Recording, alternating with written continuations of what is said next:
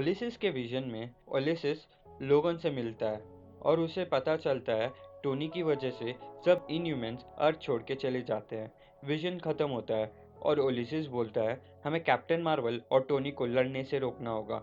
Miles और Steve's capital building के सामने होते हैं। कैरल देखती है माइल्स के आसपास एक एनर्जी फील्ड होती है। ये देख के कैरल टोनी को लड़ाई के लिए चैलेंज करती है। टोनी और कैरल एक दूसरे पे हमला करते हैं। कैरल टोनी की आर्मर पे फुल पावर से हमला करती है।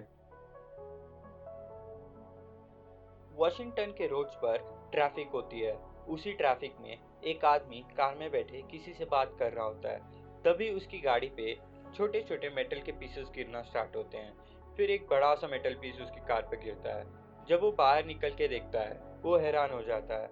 तब हम देखते हैं कैप्टन मार्वल और आयरन मैन दोनों लड़ रहे होते हैं। कैरल अपनी बीम से और टोनी अपनी मिसाइल से दोनों एक दूसरे पे हमला कर रहे होते हैं। दूसरी तरफ शील्ड हेरी कैरियर में मारिया किसी भी सुपर हीरो को उस लड़ाई से शामिल होने से रोकती है।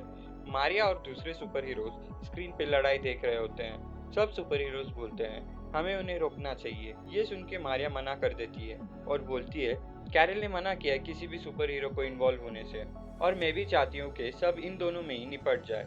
एजेंट 22 मारिया को बताती है इनह्यूमंस कांटेक्ट कर रहे हैं। मेड्यूसा मारिया से बोलती है हमें इस लड़ाई को अभी रोकना होगा।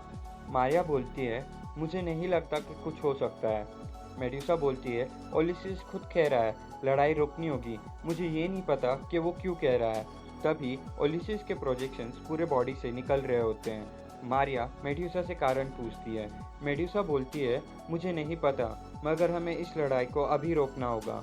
दूसरी तरफ माइल्स एनर्जी फील्ड में फंसा होता है और दोनों को रुकने के लिए बोलता है। कैरल टोनी से बोलती है अगर तुमने मेरे काम में टांग नहीं अड़ाया होता तो ऐसा कुछ नहीं होता। टोनी बोलता है अगर माइल्स को अरेस्ट करने की बात नहीं करती तो ऐसा कुछ नहीं होता। स्टीव दोनों को आवाज लगा रहा होता है। तभी टोनी रॉकेट से हमला करता है। कैरल बच जाती है और बोलती है मैं लोगों को बचाने की कोशिश कर रही हूँ। रॉकेट स्टीव के पास जाके गिरते हैं। माइल्स ये देख के हैरान हो जाता है। टोनी फ्राइडे से पूछता है स्टीव कैसा है।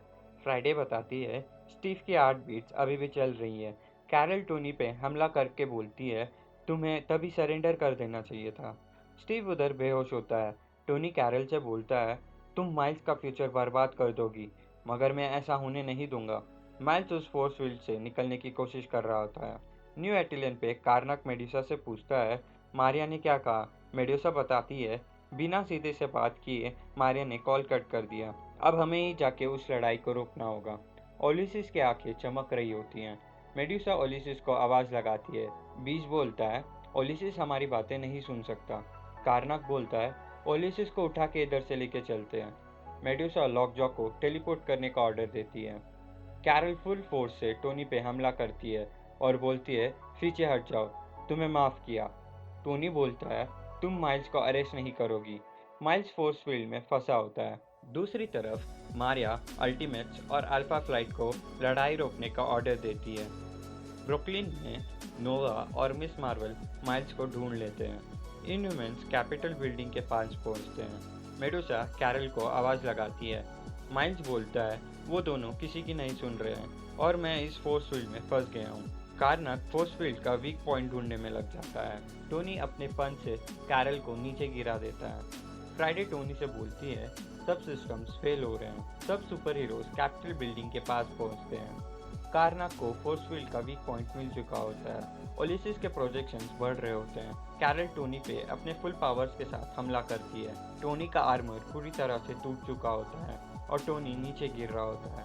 तभी माइल्स टोनी को पकड़ लेता है। ओलिसिस सबको विजन दिखाता है। सब सुपर हीरोज कहीं ऑल्टरनेट यूनिवर्स में होते हैं। सब सुपर हीरोज ओलिसिस से पूछते हैं हम सब कहाँ हैं। ओलिसिस सबको बताता है मैं तुम सबको फ्यूचर दिखा रहा हूँ। कार्नक देखता है अजीब तरह के जानवर लड़ रहे होते हैं। नोवा देखता है एक्समैन न्यू एटिलियन पे हमला कर चुके हैं। स्टीव देखता है माइल्स उसको कैपिटल बिल्डिंग के सामने मार चुका होता है। मेड्यूसा देखती है सुपर हीरोज किसी चीज से लड़ रहे होते हैं। माइल्स देखता है सेंटिनल्स सब सुपर हीरोज को मार देते हैं। कैरल देखती है अल्ट्रॉन सब सुपर हीरोज को मार देता है। ओलिसिस देखता है लोकी सॉर्ड की मदद से थॉर पर वार कर रहा होता है। ओलिसिस पूछता है उसे क्या हो रहा है। तभी उसको आवाज़ आती है, तुम हम में से एक हो, हम इटर्निटी को देखते हैं। इटर्निटी ओलिसिस से बोलता है, तुमने अर्थ को वो विजन दिखाया है जो तुम दिखा सकते थे। तुम अब यूनिवर्स का एक बड़ा सा हिस्सा हो। क्या तुम मेरे साथ चलना चाहोगे? इस बात पे ओलिसिस खुश होके सब सुपर हीरोज को थैंक्स बोल के इटर्निटी के साथ चल जाता है। कैरल उसको रोकने की कोशिश करती है। ओलिसिस बिना किसी की सुने चला जाता है।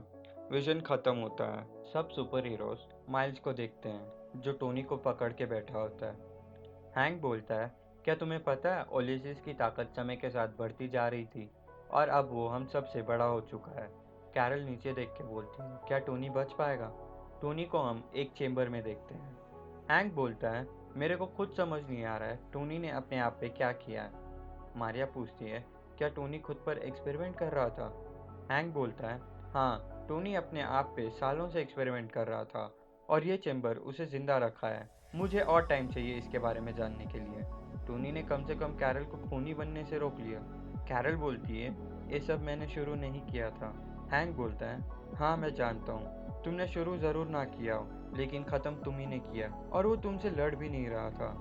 कैरल पूछती है, तुम क्या बोल रहे हो? हैंक बोलता है, पिछले कुछ दिनों में तुमने कई खतरनाक काम किए। हम सबको तुम पे भरोसा था। तुमने लोगों को गलत काम करने से पहले ही उन्हें रोका। मगर इसके बाद क्या होता, ये लेके टोनी परेशान था। क्या होता अगर ऐसा क्रीचर सामने आ जाता जिसे कोई हरा ना सके?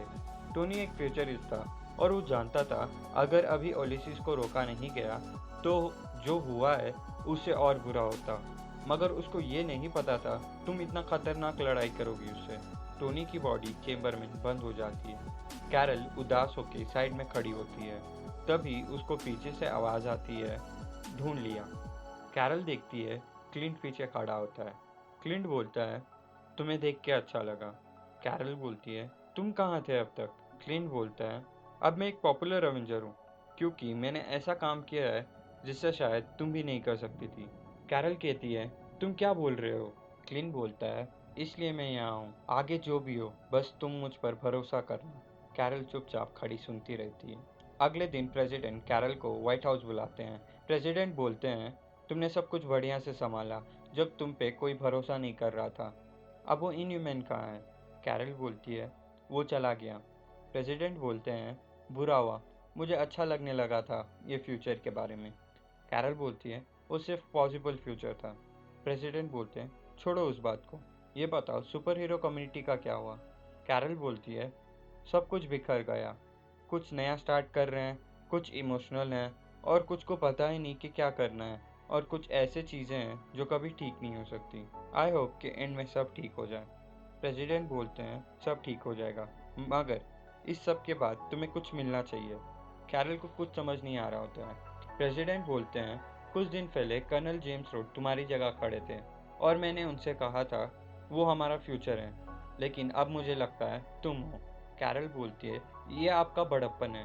प्रेसिडेंट बोलते हैं, ऐसा कुछ नहीं है, तुमने अच्छा काम किया है, मांगो तुम्हें क्या चाहिए। कैरल बोलती है, मेरे पास फ्यूचर को लेके कुछ प्लान्स हैं। तो गाइस, ये थी civil war 2। According to me Carol और टोनी अपने आप में सही थे, लेकिन हम ब्लाइंडली किसी के कहने पे एक्ट नहीं कर सकते या फ्यूचर को उसके होने से पहले उस पर एक्शन लेना गलत होगा। इस सारे सीरीज में टोनी सही था। हम हमेशा फ्यूचर के लिए तैयार हो सकते हैं। आपको क्या लगता है नीचे कमेंट सेक्शन में ज़रूर बताना। आई होप आपको ये सीरीज़ पसंद आई होगी। अगर आपको ऐसे कुछ सीरीज़ देखना है तो नीचे कमेंट सेक्शन में बता देना, मैं आपके लिए उस सीरीज़ पे वीडियो ज़रूर बना दूँगा। अगर आपको वीडियो अच्छी लगी हो तो इस वीडियो को लाइक कर देना और हमारे चैनल से अपडेटेड रहने के लिए हमारे चैनल को सब्सक्राइब कर देना। See you guys in next video. Until then दोस्तों, अलविदा। Labyrinth will guide you far away.